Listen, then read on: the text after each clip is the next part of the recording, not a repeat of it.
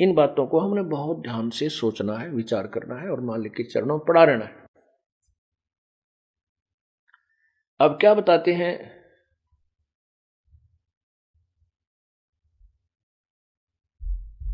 कर्म शिव मंडल ब्रह्मापुरी जो विष्णु लोक में होए, हमरे गुण भूला नहीं तो आन छुटाऊं तो ही। अब धर्मराज ही स्वयं कहता है कि हे प्रभु, जाघट नौबत नाम की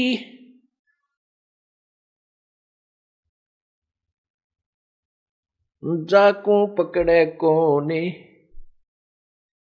खाली को छोड़ू नहीं यारी ती जिनकी जून। जिनके अंदर नाम का नगारा बज रहा है, जिनका नाम स्वस्थ है, जिनका नाम खंडित नहीं है, उनको मैं नहीं पकड़ सकता। और जो उसके रहित हो चुके हैं, खाली हो चुके हैं, खंडित हो चुका है, उनको मैं पकड़ूंगा, क्योंकि वो तो 84 लाख योनियों में जाने के योग्य ही हैं।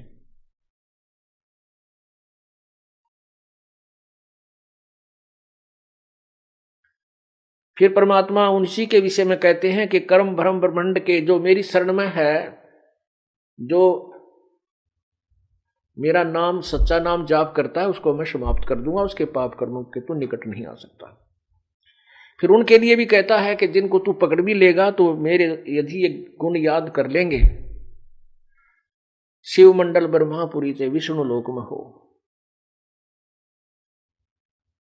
अब जैसे आपको हमने प्रथम मंत्र दिया है इस दास ने, उसमें इन प्रभुओं की मजदूरी है।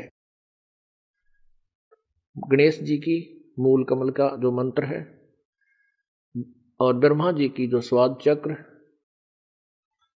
अधिष्ठान चक्र जिसे कहते हैं, और नाभि चक्र ये विष्णु जी का,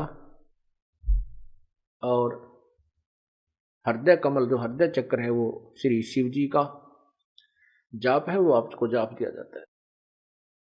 और कंठ कमल में दुर्गा का। तो इन नामों के जाप से भी आपको जब यहाँ विचलित हो जाओगे, पार नहीं हो पाओगे, तो इनके आधार से आपको सभी के लोक में भेज दिया जाएगा बारी बारी। पहले आप शिवलोक में जाओगे या ब्रह्मा लोक में, जहां भी, तो वहां आप एक बहुत अच्छे गण बना दिए जाओगे, बहुत अच्छे देव पद प्राप्त करोगे, लेकिन पुण्य आपके ही समाप्त होंगे।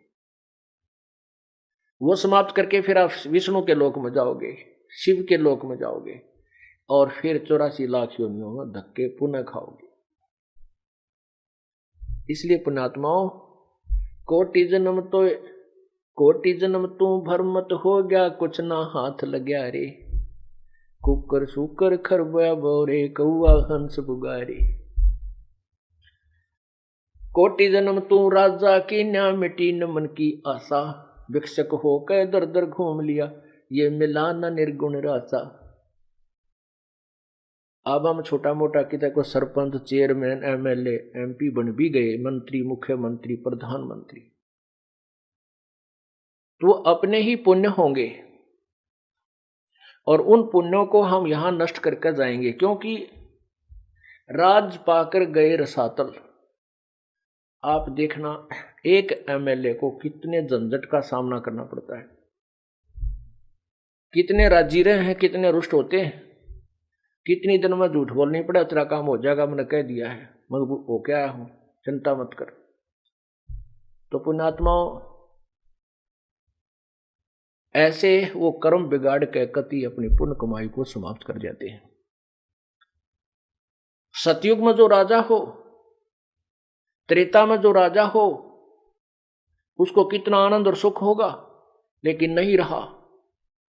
फिर कलयुग में एक सिंपल मैन, लेकिन उन पुण्यात्माओं की पूर्व जन्म की उस सत्यनाम की कमाई भी साथ थी। उसके आधार से मनुष्य जन्म मिलते रहे। अब परमात्मा ने फिर रजा बख्श दी, और अब ये पुण्यात्मा जो पहले विचलित हो गई थी, अब पार हो जाएंगे, यदि वो नियम में रहेंगे।